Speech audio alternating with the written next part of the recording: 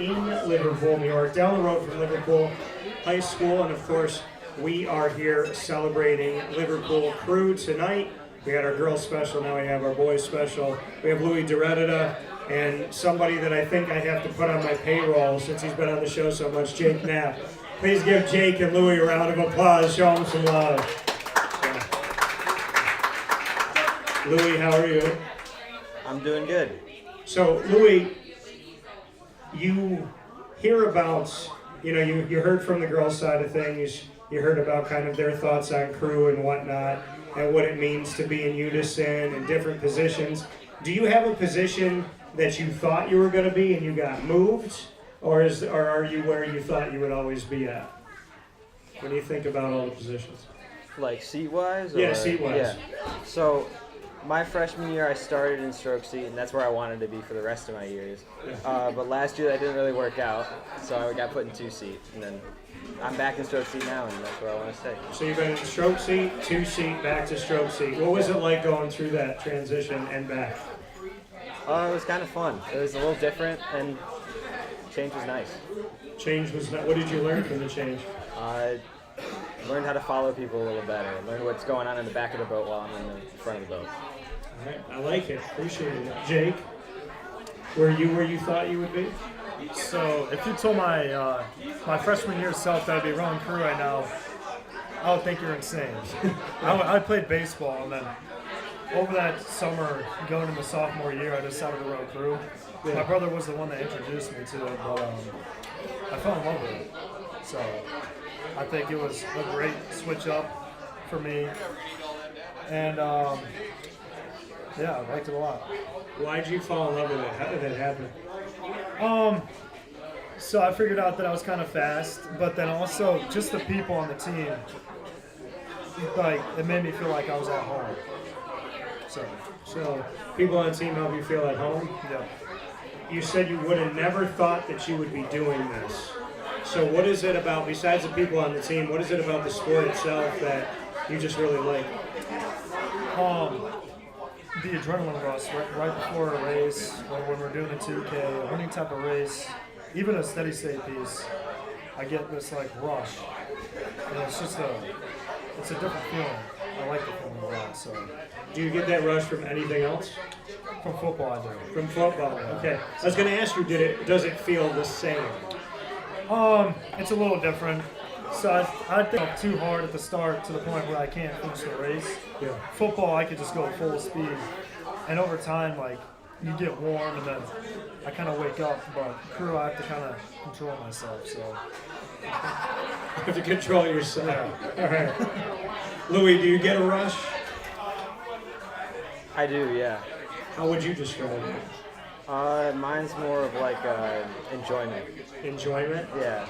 So, you hear Jake say he never thought he was going to be doing something like this. Was this a plan for you for a long time? It only became a plan once I found out about it freshman year. Before that, never even knew about it. So never even knew it. So how did it come about? Did Coach Dotton come up to you and go, "Hey, guess what? This is what I think you need to be doing"? Well, my dad had coached crew before, but I didn't know it was an option for Liverpool for me. So when it was, I took it. Took the opportunity. Tell me something good about your head coach, Tim Dotton. He always pushes us, even when we don't want to be pushed. Always pushes you. Never lets us lie to ourselves. Okay. Out of the water. What's your favorite thing about Coach? He's always supporting us, always making sure that we feel how we should about ourselves. Okay. Supportive and always pushing you. Yeah, always. All right, Jake. In the water, out of the water. Favorite things about Coach? Yeah, he always pushes us. Supportive. He's taught me a lot of things about rowing in general. He has a lot of experience. Simple technique stuff that you wouldn't think of on the water is crazy what he's told us. So, what has he taught you technique-wise that you just thought was like insane and then it worked? Like setting the boat, how hand heights can adjust you so drastically. So that's one of the key things. So we know that it rained like crazy last week. and it snowed today. So, are you at a point where you're beyond like itching to get out there? Yeah, definitely. So we ran yesterday. We did a 5-mile run, and to get on the water, any chance you could take, you always take it. But it's, you were all itching to get out in the water. So Yeah. 5-mile run. yes. How'd it feel? First half was all right. I was catching cramps. Okay. The headwind on the way back was brutal. So The headwind on the way back? yeah. Yeah. I went for a jog today, and the wind was against me on my way back, so I feel like I should have set myself up differently. Yeah. I definitely didn't feel the wind as much as I felt it when I was coming back. Yeah. Louie, for you, are you at that point now where you're like, please, Lord, may the weather be nice so we can get out there? I am, definitely. I love getting out on the water, and I'm a little upset that we haven't been able to get out the last few days. You talk about setting the boat, right? Getting everything ready. Tell me something that people wouldn't know if they've never been on a crew team. When the oars aren't in the water, when you're going up to take a stroke, and the boat doesn't just flop over to one side, you still have to keep it set. And it's hard to do that because usually you use the oars to set the boat. And then you have to switch to using like your back or your hand heights or positioning of the oar on the rigger. Many different things, and then it's all small and it all adds up to keeping the boat set. Jake, what would you say about that? What's something that we wouldn't know if we're just simply looking at the boat? So in a race, or even just in practice, if you're practicing sprints, you do something called a power 10. I don't think many people know what that is. And so power 10 is, so basically the coxswain will yell power 10 in 3 or 2, so that means in 3 or 2 strokes we start a power 10. And basically it's a full press at a certain rate for 10 strokes. So say you're in a race and you're kind of behind and you want to catch up to the boat next to you. You would take a power 10, and that would, hopefully all the drive would get you next to that other boat. So. Favorite memory on the water so far? Favorite memory. I remember my first time on varsity. We did a no eyes drill, so that helps you feel the boat. And this is like also one of my first times ever rowing. No eyes drill? No eyes drill. So you're eyes closed or Eyes you're blindfolded? Eyes closed. Not blindfolded. Not blindfolded. Okay. And I caught a crab. You caught a crab? Do you know what a crab is? No. So a crab is I thought you literally telling me there's a crab in the boat. No. So a crab is basically like the oar gets stuck in some place, and it could either go behind you, like a foot behind you, it could eject you out of the boat, or it could just get stuck and you can't like move it really out of your body. It's pressing against you. So you caught a crab. Yes, I did. Did it shoot you out of the boat or No, just it got did not. stuck? It did Okay. Okay. That's a good thing. Yeah. Caught a crab. Something I learned today. All right, Louie, what's your favorite memory in the boat? Honestly, it's the same thing. That the no eyes drillings. Okay. It's Is this an common every year feeling. thing? Oh, do it all the time. So it's going to happen this season. And they never know that you just get them in and you're like, no eyes. All right. So tell me about it. You like the no eyes drill as well? Yeah, you can feel everything that's happening in the boat, and you don't have to look at it. Is there anyone in the boat that you felt like was going to do something goofy or funny to mess with somebody where you're like, I don't want to close my eyes? That would probably be Jake, actually. Have you done something? Not during the no eyes drill, but I do goof around sometimes. What's one thing that you've done that you feel like got somebody off guard? I splash people You sometimes. splash people. So, I mean, when we're like stationary, I can move my oar and I can drag it against the water and like rip it up, and it'll splash people behind me. I could also rip it back towards me, Okay. and it'll splash them in front of me as well. Okay. Pick up water. Is there anybody that gets you? Not yet. Not yet. All right. Okay. So let's get into rapid fire. You guys can put me on the hot seat. I'll do the same. Jake, we've done this before, so I'm going to let Louie take the first crack at it. Louie, what's your question? What got you interested in the crew team? what got me interested in the Crew team, honestly, years ago, we were talking about what the Syracuse Chargers and Crew in general, and I was like, I want to reach every sport. Like, I haven't done cricket or water polo, or what are some of the other ones I haven't done? Bobsledding, which I would love to do. I want to get in the I want to do the show in the bobsled, like with a camera, because I've always wanted to be on a bobsled team because of Cool Runnings for the Jamaican bobsled team. So I would say, I mean, what got me wanting to do this? Just an interest in wanting everybody to have a voice. Why not? And then bumping into Tim recently, I was like, I want to do this again. And he was like, all right, March, April, we'll make it happen. So here we are. But yeah, no, listen, it's interesting to me because it's totally different than the sports that I grew up with. So I just find that every sport has a reason to love it. It has its own challenges, and I respect the people that do it.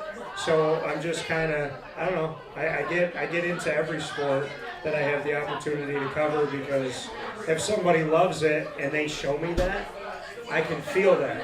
And I like being around passionate people. So when you're passionate about something, it moves me and it makes me want to be a part of it. So happy to have you guys here. My question to you, Louie. All right, Louie, you're going to take over my show tomorrow morning. It's going to be Wake Up Call with Louie D'Eredita. Who are the 3 guests on your show? Could be anybody in the world, sports, entertainment, family, teammates, whatever you want. But you got 3 guests that I'm gonna sleep in tomorrow. I'm gonna wake up and watch my show with you doing it. Who am I watching? That's a good question.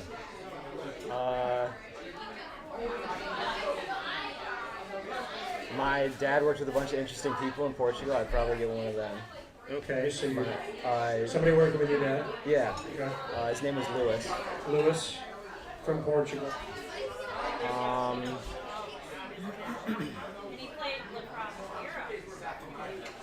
Maybe Coach Doughton. Coach Doughton. Okay. Why? He's an interesting guy. Gotta hear his story too. Okay. All right. Got to hear his story, which we will in a minute. And one more. I don't know. Maybe.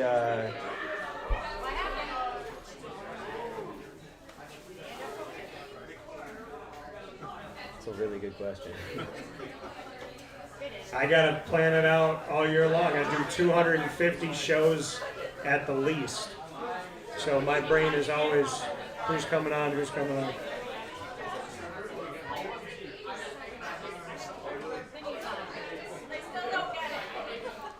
One more person. Or somebody who passed away, if you want to do that. Probably some engineer. Some engineer? Yeah. Okay. Is that what you want to get into? Yeah, definitely. Okay. So engineering. I like that. So you already know what you're going to be doing in college.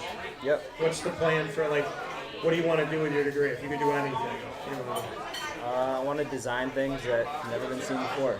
I want to make it easier. Design what's never been seen before. All right. If I have a building in my future for my company, maybe you can help me come up with something crazy. I could try. All right. All right, Jake, what do you got for me? Okay. Let me think about this one. I'll go simple. Who's your favorite MLB team and why? Favorite Major League Baseball Yes. team? Arizona Diamondbacks. Why? Because I wanted my own team, and they came out in 98. So I wanted my own team. Well, in 98, 99, yeah. Because 2001 they won. So they were the fastest team to the World Series and to win the World Series 4 years. So Arizona, I like Randy Johnson. And still my favorite pitcher to this day. And I wanted a team where there could be no bandwagons, which is why I'm a Raptor fan, a Jaguar fan, a Charlotte FC fan, and a fan of the Arizona Diamondbacks, because I got to do it from like the beginning of the beginning. And I'm an Anaheim Duck fan, and that is strictly because of the Mighty Duck movies. There's no other reason. If there's no Emilio Estevez and there's no Flying V, I'm not a fan of Anaheim. So yeah, I'm a Duck fan through and through. My question back to you, Jake. All right, Jake. We're gonna do it. We're gonna do the presidential question, but we're gonna mix it up a little bit. So there's gonna be 3 things to your answer. You're the president. Where do you put me on your cabinet? What job do I get on your cabinet? And what's the first place you send me out to? So you get to choose what I am and where I go. Well, So you got the Secretary of War, you got the Secretary of State, you got the Treasurer, you have like the head of Homeland Security and whatnot, I guess. You have the head of, what am I thinking here? Like House and Urban Development and all that good stuff. You have your VP. So who am I in your cabinet? I'd say Secretary of State. Secretary of State, all right. And what's the first thing I'm going to do? Oh man, I might need help in this one. I don't know. You can send me anywhere. Let's say Anywhere. I'm going to speak somewhere. Somewhere. Anywhere in the world. Where am I going to speak? Let's just say for argument's sake it's 2026. Okay. So like everything that's going on now, so where am I going? Where are you going? Where are you sending me? I mean, we have the wars going on right now, so True. I don't know. Like, maybe I'll have to send you to one of our allies, possibly, or talk. I don't know. Talk to an ally? Talk to an ally, maybe. Okay. Or maybe get someone to be an ally. Yeah. All right. I can do that. Yeah. I think I can persuade. I think I can do that. Hey, you're a good speaker, so. Thank you. I appreciate that. So I will go and I will speak to the rest of the world on why they should be on our side. Yes. That's what we're going to talk about. And I don't even care who you send me to. Like, I am not afraid to talk to anybody. You could send me to North Korea to talk to Kim Jong-un, and I'd say bring it on. Yeah. I would. My goal would be to make him laugh. And if I can get him to, like, ease down, then I'll lean in real serious and go, you fully understand that we have a button at any given time. And we're very happy to press that button. I like to hear it. Yeah. Peace through strength, right? So, with that being said, for Louie, for Jake, myself, Dan Tortora, this has been the boys' side of things for Crew at Liverpool here at Avicolli's on Wake Up Call with Dan Tortora. We will be back with your coaches. Don't go anywhere.